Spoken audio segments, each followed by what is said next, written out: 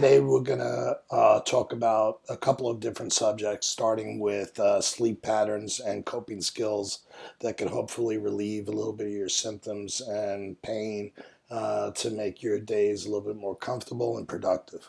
So I'm basically going to just tell you about my routine, all right, and things that have worked in the past, things that haven't, and research that our apprentice team has come up with, and we'll constantly be updating you on new information and things that are not in the podcast.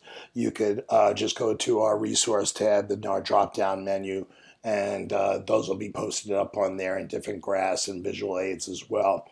And remember, we are constantly trying to build our content. So go to the contact us page, click on contact us, not the drop down below that, and send us a special question that you're trying to get information on, or a coping skill, or new medical advice or medications, because obviously I'm not a medical professional and we're socially responsible. So any of the stuff that I tell you or I take or I do, before you try it yourself, we want you to go to your professional, your medical professional, whether it's your primary doctor or your specialist for your symptoms, and make sure you get their approval first, because I have no idea how, for example, this turmeric I use for pain, how it would react to you. You might have allergic reaction to it. And so we want to make sure that we're helping you and not hurting your situation in any manner. So basically, this is probably one of the things that people don't focus on the most, but I think it will be very helpful in reducing some of the stress, anxiety, pain, depression, multiple of different symptoms. Is talking about sleep, all right, is so valuable. Getting the proper amount of sleep. Now, there's different studies on how many hours is actually necessary. So what I first do is usually I take 3 showers a day. All right, and there's a reason why I do that, because it releases the temperatures of the showers that I take release certain hormones in me that I find that have been helping me cope with some of my severe symptoms, and not cure them and not block them out, but it reduces them. So I first start, and this is very uncomfortable, I know. I tried to suggest this to my mother.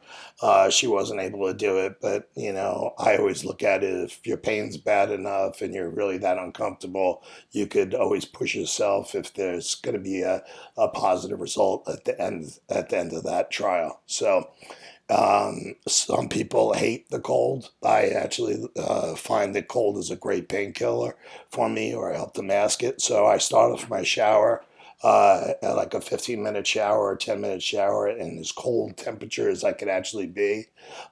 Even preference would be if I could jump in an ice tub for a certain amount of bringing my body core down, and reducing inflammation through, and stimulating the brain. So then, what you want to end up doing is you don't just get out of the cold shower, dress, and go right to bed.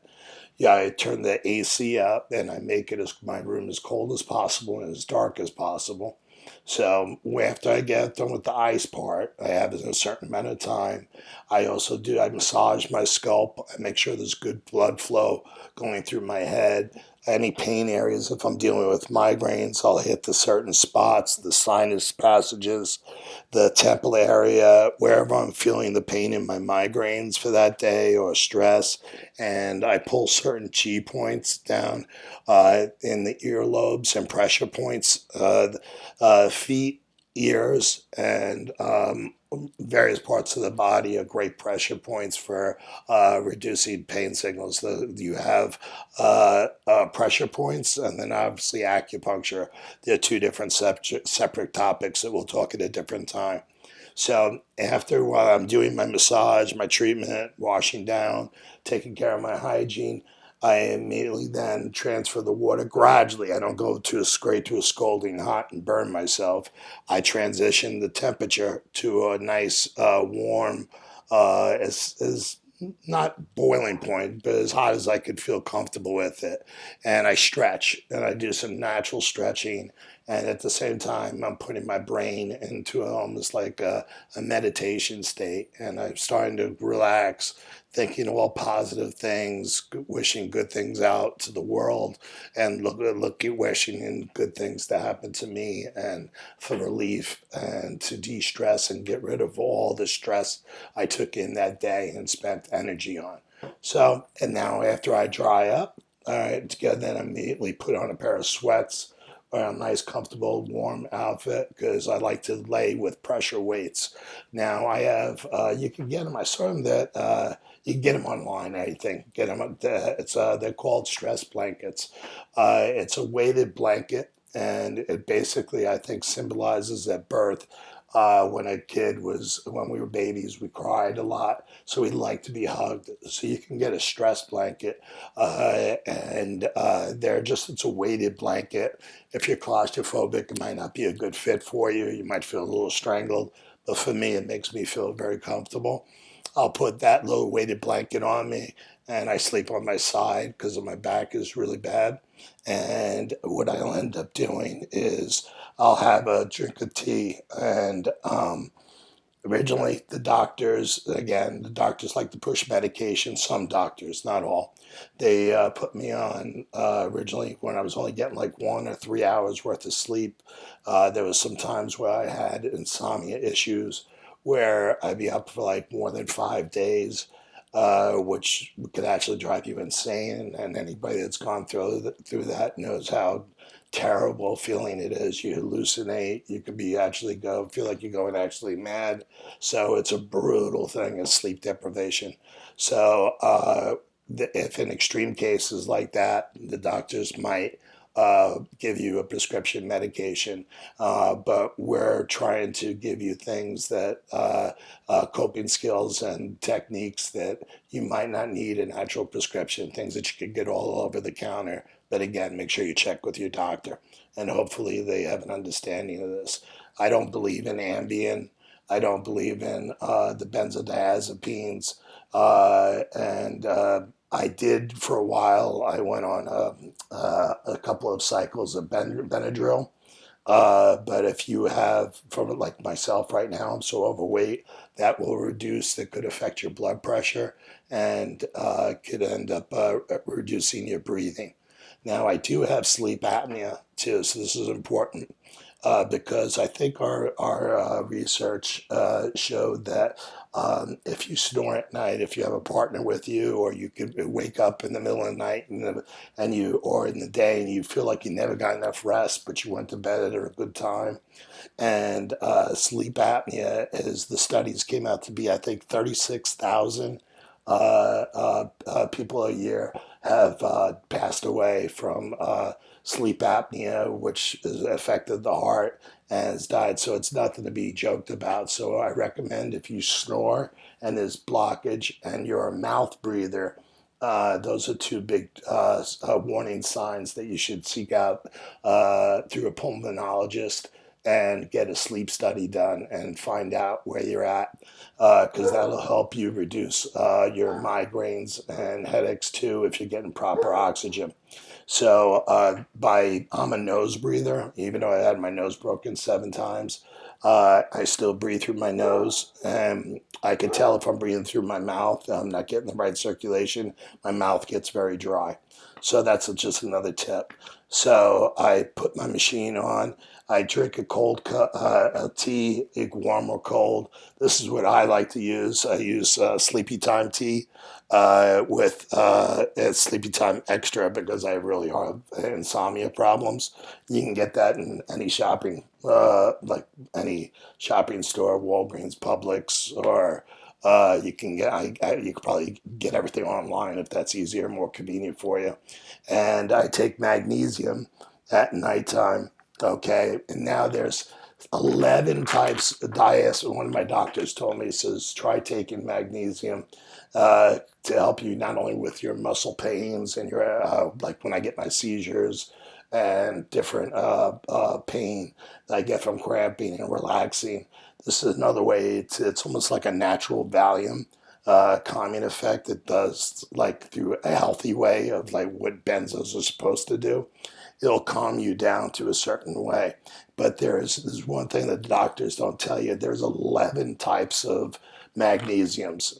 I forgot the statistics, but a large percent of us are magnesium deprived. So we have a deficiency. So magnesium is very good for you. There's two different ones that I use. I use this one, magnesium, to relax my muscle. And then I use another magnesium that helps with my brain and keeping myself focused. So when you Google it, all you have to do is just Google magnesium, look at the results of the different ones that they have, and you'll see the 11 types.